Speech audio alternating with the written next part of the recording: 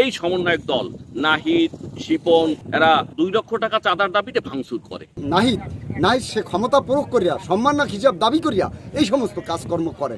পটুয়াখালীর বাউফল উপজেলার চন্দ্রপাড়া গ্রামের শান্তির ঠিকানা গণকবরস্থানে প্রাচীর নির্মাণের কাজে বাধা, মালামাল লুটপাট ও চাঁদা দাবির অভিযোগ উঠেছে বরিশালের কথিত ছাত্র সমন্বয়ক নাহিদ ইসলাম ও তার পরিবারের সদস্যদের বিরুদ্ধে।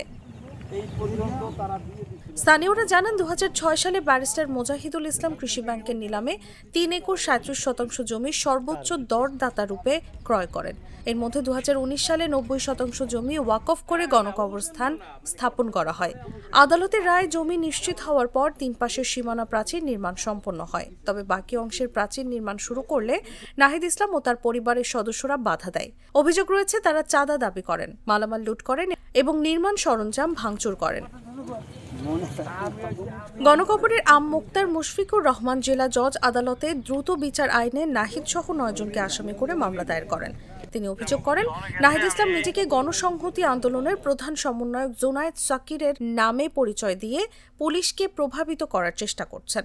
আমরা এই জমি 2019 সালে এই শান্তি ঠিকানা গণকবরস্থানে আমরা অক্ষে দলিল করে দিই। 3-4 বছর আগে আমরা চতুর্দিকে 3 দিকে আমরা বাউন্ডারি ফিরে, একদিকে বাউন্ডারি ফিরে গিয়ে এই সমন্বয়ক দল নাহিদ, শিপন এবং এর পিছনে সবুজ এরা 2 লক্ষ টাকা চাঁদার দাবিতে ভাঙচুর করে।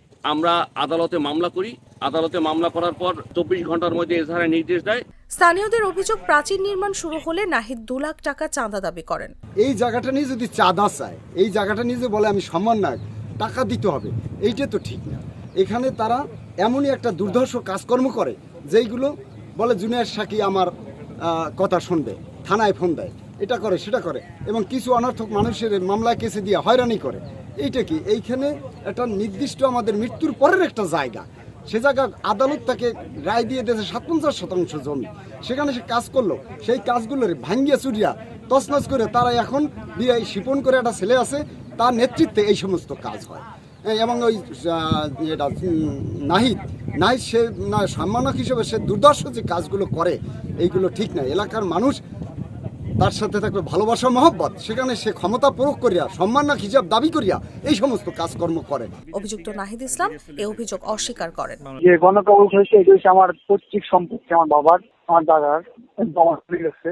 ওইটা আপনার জোর কইরা বালু দিয়ে ভরাট কইরা ব্যারিস্টার মুজিবুল ইসলাম আকাশ সম্ভবত উনি এটা জোর কইরা ওনার বাস্তবায়নের মাধ্যমে জমি দখল করছেন। হ্যাঁ, ওয়ালের এই পাশে খালি জমিটা দেখবেন বালু দিয়ে ভরাট করা, ওইটা আমাদের ভাগ করে এবং তারা মাইকে আমার দিয়ে দিচ্ছিল। হঠাৎ করে দেখি একদিন একদিন শুনি যে আমাদের জমি দখল করে ফেলছে। তখন আমি এলাকায় যাই না, এই ঘটনার সাথে আমি কোনোভাবেই যুক্ত না। আপনার যদি নয় আপনি তৎকালীন যে ওসি ছিল এই মামলা করার সময়। বাউফল থানার ভারপ্রাপ্ত কর্মকর্তা আক্তারুজ্জামান সরকার জানান, এই ঘটনায় 2টি মামলা হয়েছে, মামলা দুটির তদন্ত চলছে।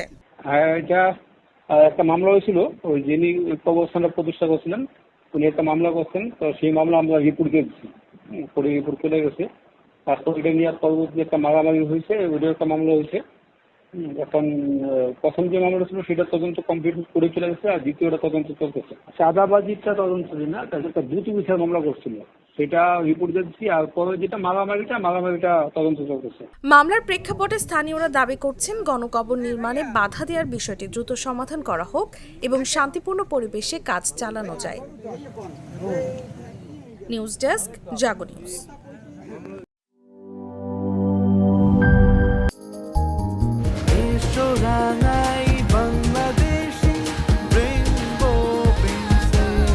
রেইনবো পেইন্টস, ছড়াও জীবনের রং।